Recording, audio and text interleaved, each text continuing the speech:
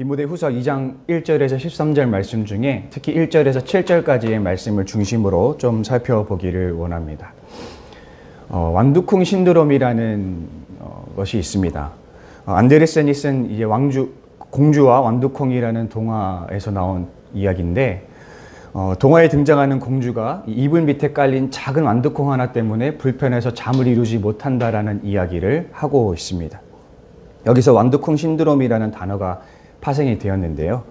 이것은 아주 경미한 고통도 견디지 못하는 인간에 대해서 말하고 있습니다. 이토록 인간은 고통에 굉장히 취약한 존재입니다. 그래서 인간은 고통을 회피하려고 하는 습성이 있는 것이죠.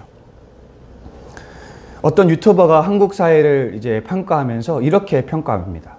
고통 포비아라는 단어로 평가를 하는데, 즉 고통을 혐오하고 회피하려는 현상을 이야기하는 것입니다. 요즘 부모들에게서 나타나는 현상이 한 가지 있는데, 아이가 갈등을 겪거나 어떤 고통을 겪는 모든 위기를 사전에 차단하는 것입니다. 물론 이것은 아이에게 좋은 것만 경험하게 하려는 그런 좋은 의도가 있었을 것입니다. 그러나 문제는 그렇게 함으로써 아이들이 고통에 대한 면역력을 키우는 기회를 박탈당하게 되고, 결과적으로 고통에 대한 면역력이 없는 아이들이 커서 고통에 마주하게 될 때 그 고통을 감당하지 못하는 현상이 벌어진다라는 것이죠. 고통을 피하려는 태도가 도리어 더욱 사람을 고통스럽게 만드는 역설이 벌어집니다. 생각해보면 오늘날 우리 현대인들은 많은 경우 안락한 삶을 추구합니다. 그래서 약간의 불편함도, 약간의 갈등이나 어떤 고통도 마주하려고 하지 않습니다. 고통 없는 삶이 마치 더 가치 있는 것인 양 여기지만, 실제로는 고통 없는 삶이 인간에게 무조건 유익한 것도 아닌 것입니다. 실제로는 고통 없는 삶은 인간을 나약하게 만듭니다. 적절한 고통은 인간의 성장과 성숙을 위해서 반드시 필요합니다. 따라서 고통을 막연히 혐오하고 회피하는 것은 지혜롭다고 할 수가 없는 것입니다. 오늘 바울은 고난에 대해서 말하고 있는데, 고난이 바로 성도가 당하는 실존 중에 하나라고 말하고 있습니다. 바울은 디모데후서 1장에서 이미 복음을 위해 기꺼이 고난을 받으라는 굉장히 받아들이기 부담스러운 이야기를 한 바가 있습니다. 근데 우리가 여기서 오해하면 안 되는 것이 있습니다. 바울이 말하는 고난은 그저 우리가 살면서 당하는 고난을 말하는 것이 아니라는 사실입니다. 그것은 수동적인 고난에 지나지 않습니다.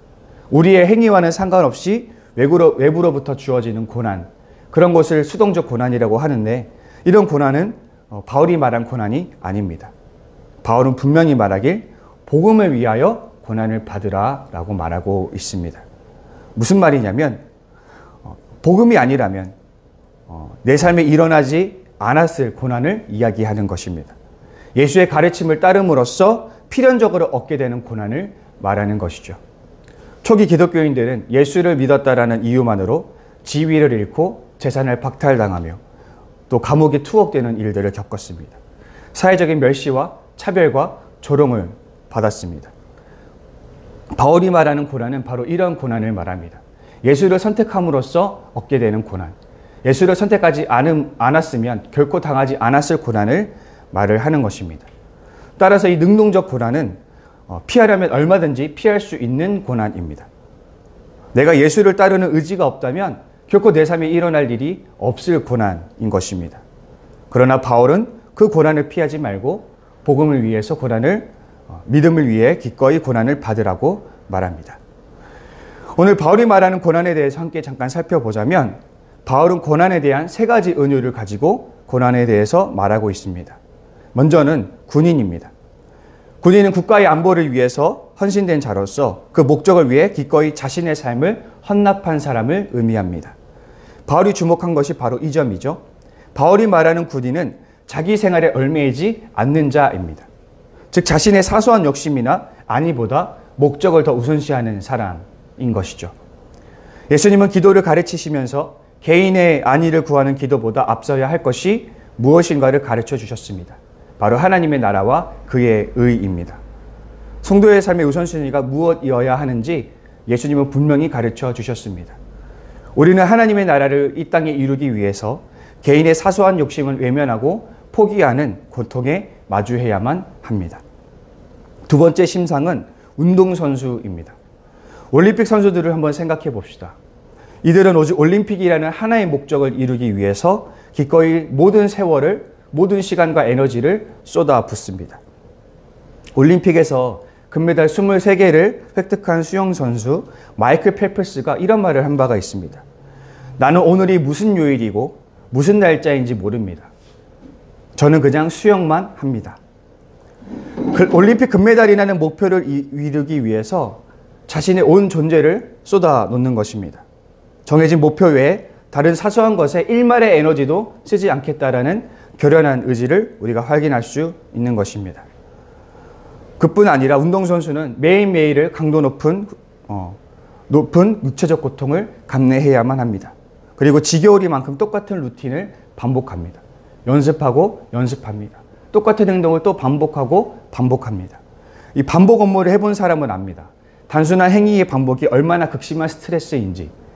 운동선수들은 기꺼이 그 고통을 감내하며 오로지 하나의 목적을 위해서 그 모든 수고를 감당하는 것입니다. 마지막 심상으로는 농부입니다.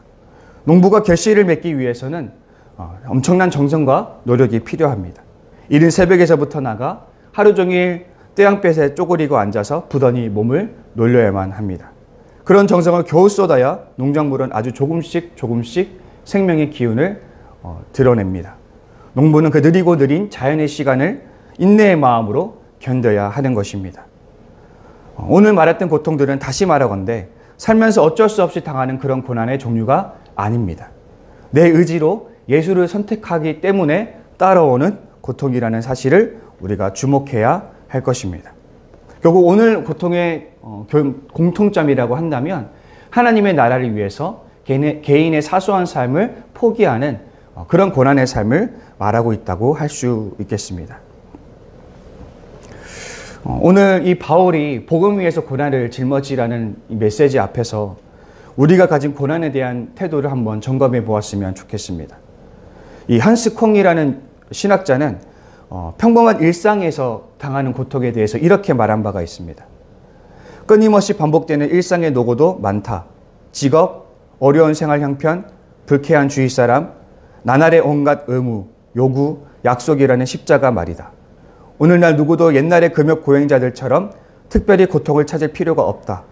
많은 사람에게는 일상의 십자가를 지고 견디는 일 자체가 이미 큰 힘을 요구한다. 이것은 그 반복성과 지속성 때문에 흔히는 개별적인 영웅적 행동보다 더 힘겨울 수 있다. 결국 모든 현대인들이 지고 가는 일상의 고통이 어떤 영웅적인 행동보다 더 힘겨울 수 있다라고 그는 말하고 있습니다. 아마 현대인들은 이 말에 어느 정도 공감하지 않을까 생각합니다. 그 신학자의 말처럼 이 삶을 이어가는 것 자체가 고된 일일지도 모르겠습니다. 어쩌면 우리는 신앙과는 상관없이 이미 과중한 고통을 지고 걸어갈 수도 있을 것입니다.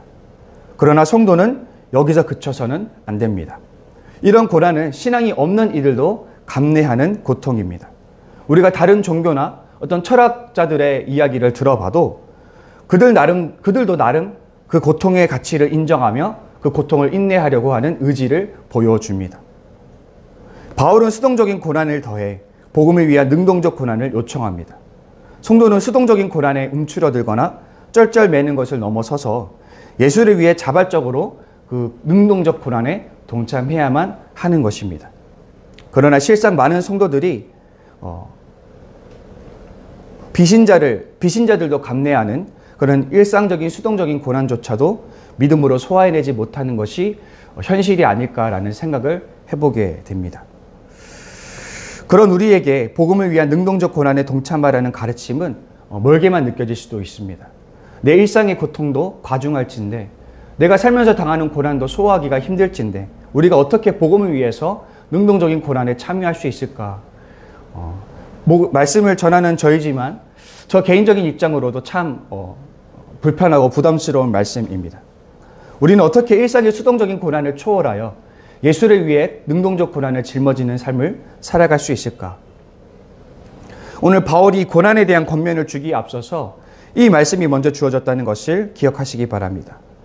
내 아들아, 그러므로 너는 그리스도 예수 안에 있는 은혜 가운데서 강하고, 성도가 고난의 삶을 감내할 수 있는 힘과 능력은 성도 개인의 내면에서부터 나오지 않는다는 사실을 우리가 기억해야 할 것입니다.